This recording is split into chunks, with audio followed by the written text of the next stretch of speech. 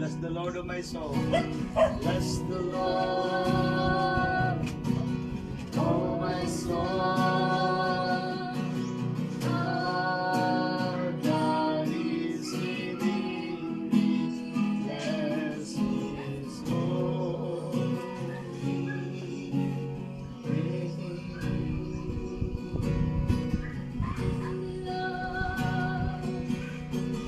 Oh my soul.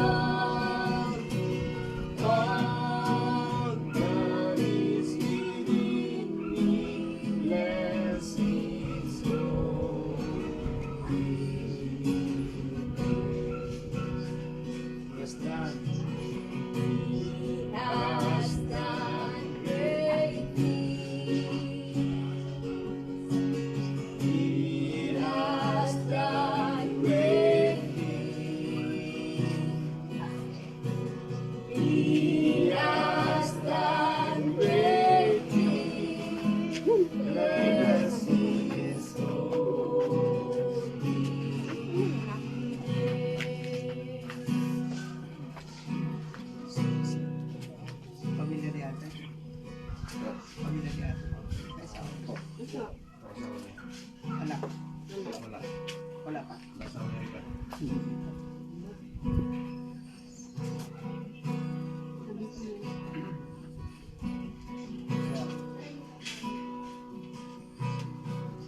So, bago tayo manalangin para sa blessing ng sasakyan, una natin i-bless yung family.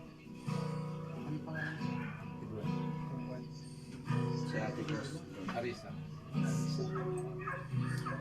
Psalms 24, verse 1. The earth is the Lord and the fullness thereof. Ang mundo ay sa Panginoon at lahat ng narito sa atin. So maging ang lahat ng ating mga natin ay bahagi ng biyaya ng Diyos na nagkakatiwala sa ating lahat. So ito'y bahagi ng stewardship na biyayang galing sa Kanya na binigay ko sa atin.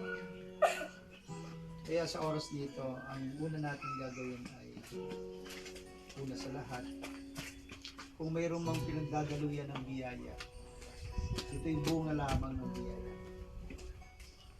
Kayo po yun. Kayo doon dinadaluyan ng biyaya. Kaya kung ano man ang dapat ihandog at maghandog sa Panginoon, kayo din.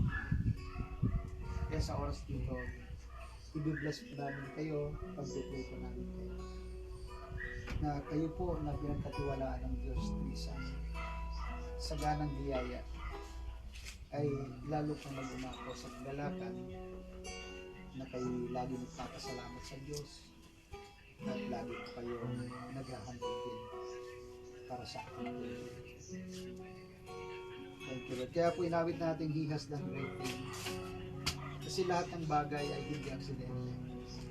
Ito yung nangyayari dahil sa kagustuhan ng tao, dahil sa pagnanasa niya, lumala ang biyaya sa kanya. Kaya naman ang Diyos, hindi yung pinagkagaya.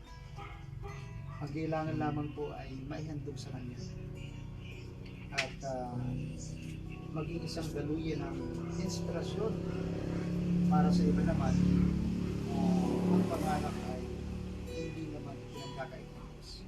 Ang pangarap ay bahagi ng mana natin, bahagi ng gantimpala. Hindi ito mismo yung gantimpala. Kasi ang gantimpala natin, ang sabi ng Bible, ang Diyos ang ating dakilang gantimpala. So ito ay add-on, dagdag. Yung sinasabi ng Panginoon sa Matthew 6:33, seek you first the kingdom and His righteousness, and all these things shall be added. So all these things kasama sasakyan, kasama bahay, mga add-on, mga added blessing yan. So ang talagang pagpapala ay ang una tayo ay mabigyan ng biyaya.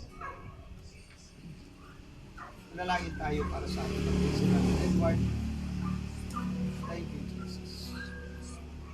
Panginoon, Diyos naming banal, Diyos na makapangyarihan sa lahat, Diyos na nagkakalaob at hindi nagtatangi ng tao. Isang katibayan sa aming harapan, Panginoong, makita kung paano ang biyaya mo'y dumadaloy sa iyong mga anak. Sa aming mga kapatid, Panginoon. At ngayon saksi kami, O Diyos, sa gantimpala at biyaya na nagmumula sa iyo para po sa mag-asawang ito. Kay Brother Edward at sa kanyang may bahay, Panginoon, sa kanyang pamilya. Kaya naman sa umagang ito, o sa tanghaling ito, buong karangalan na kami nagpapasalamat sa iyo sapagkat binuksan mo ang kalangitan upang ipagkaloob ang biyayang ito. Isang biyaya, bunga ng aming pangarap, bunga ng pagnanais, na maranasan, Panginoon, ang ginhawa, lalo tigit pagdating sa transportasyon at magamit ito ng pamilya. Pero ang lahat ng ito'y bunga ng isang tiyak na biyaya na dumadaloy sa iyong mga anak. At ito, Diyos, narito sa aming harapan ang iyong anak na pinagkaloob niyo po ng gantimpala at biyayang sasakyan. Kaya naman sa oras na ito, iyaan niyo po, Panginoon, na kung papanong sila ay pinagkaloob niyo po ng biyayang ito. Iyaan niyo po, Panginoon, na amin pong italaga siya, pagpalain siya sa iyong harapan sa oras nito. At bilang lingkod mo, Panginoon,